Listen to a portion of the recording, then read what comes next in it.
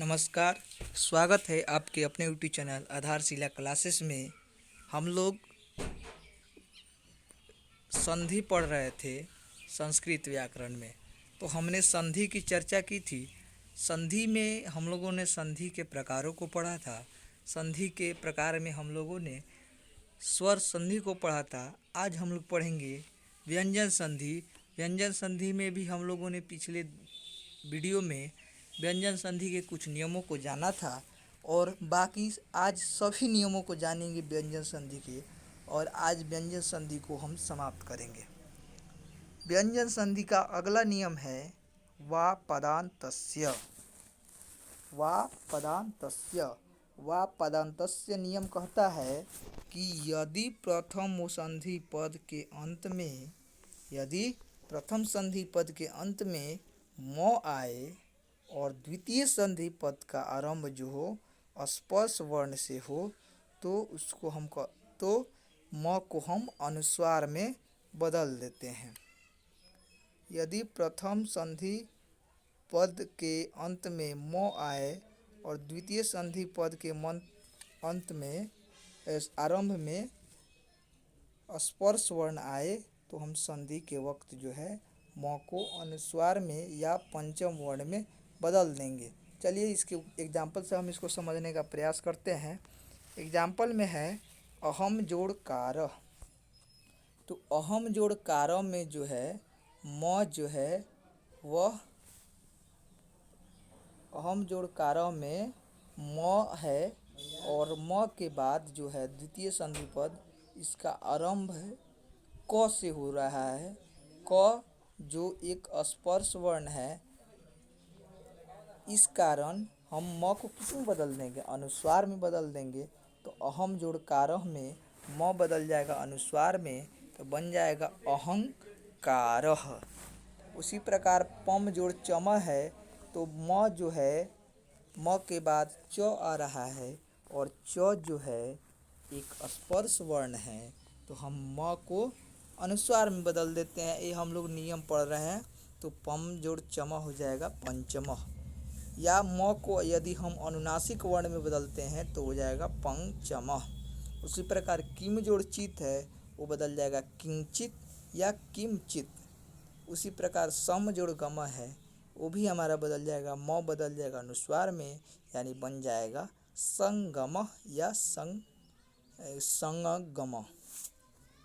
तो इस प्रकार इस नियम में हमने पढ़ा कि यदि म के बाद अंत में म है ना जी, तो यदि म के बाद अगर स्पर्श वर्ण आए तो हम सीधा म को अनुस्वार में बदल देंगे, अन्य कुछ भी परिवर्तन नहीं करते हैं। चलिए अगला नियम पढ़ते हैं। व्यंजन संधि का अगला नियम है झलाम जसोड़न्ते। तो झलाम जसोड़न्ते नियम कहता है कि यदि प्रथम संधि पद के अंत में जो हो वो वर्ग का प्रथम वर्ण हो और द्वितीय संधि पद का आरंभ जो हो वर्ग के तीसरे चौथे यण या स्वर से हो तो प्रथम वर्ण जो है तृतीय वर्ण में बदल जाएगा।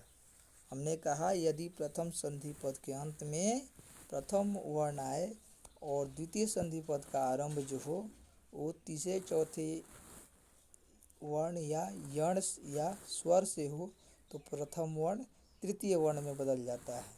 तो इसके उदाहरण से समझेंगे हम लोग। जैसे दिक जोड़ गजह। तो दिक में जो क है वो क वर्ग का प्रथम वर्ण है और ग जो है उसी वर्ग का तृतीय वर्ण है। तो जब प्रथम वर्ण के बाद तृतीय वर्ण आएगा तो किस में बदल जाएगा? प्रथम वर्ण जो है तृतीय वर्ण में बदल जाएगा। यानी दिक का जो क है वो तृतीय वर्ण में बदल जाएगा तो बन जाएगा ग, तो हो जाएगा दिग्गजः। तो उसी प्रकार वाक जोड़ दानम है तो यहाँ पर क है और दानम में द है। तो क के बाद जब द आए यानी कि प्रथम वर्ण के बाद जब तृतीय वर्ण आए तो हम उसको तृतीय वर्ण में बदल देते हैं प्रथम वर्ण को। यानी कि क को क्या करेंगे हम तृतीय वर्ण में बदल देंगे तो क का तृतीय वर्ण ग, तो बन जाएगा वागदानम। उसी प्रकार जगत जोड़ ईसा है तो इसमें त है और इसमें ई है तो हमने कहा कि प्रथम वर्ण के बाद यदि स्वर भी आए तब भी हम प्रथम वर्ण को किस में बदल देंगे, तृतीय वर्ण में बदल देंगे। तो त जो है तृतीय वर्ण यानी द में बदल जाएगा, तो हो जाएगा जगदीश। तो जगत जोड़ ईश यानी कि जगदीश, ये आपके एग्जाम में बहुत पूछा गया है।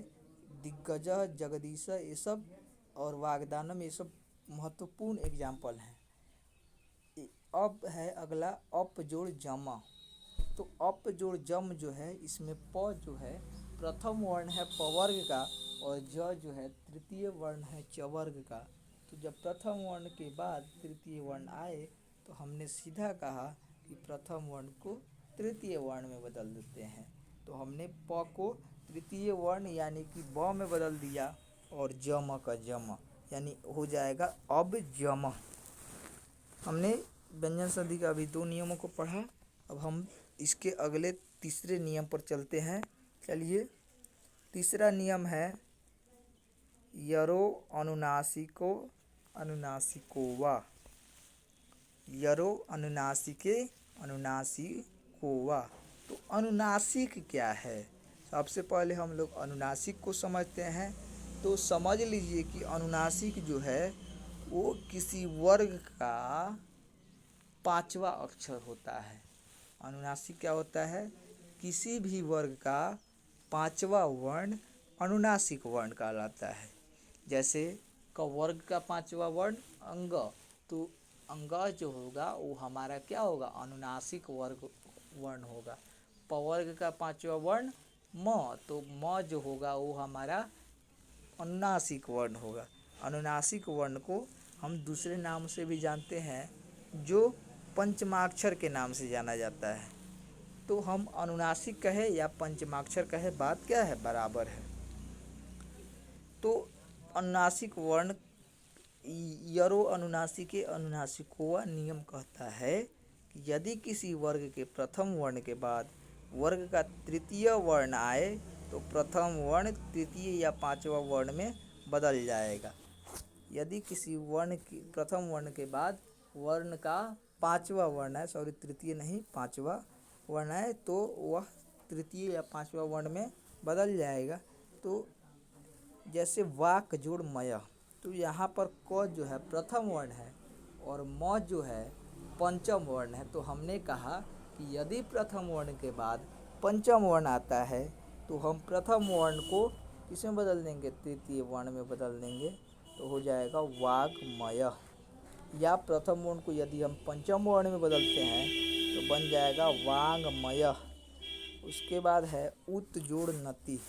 तो त जो है प्रथम वर्ण है और न जो है वो पंचम वर्ण है।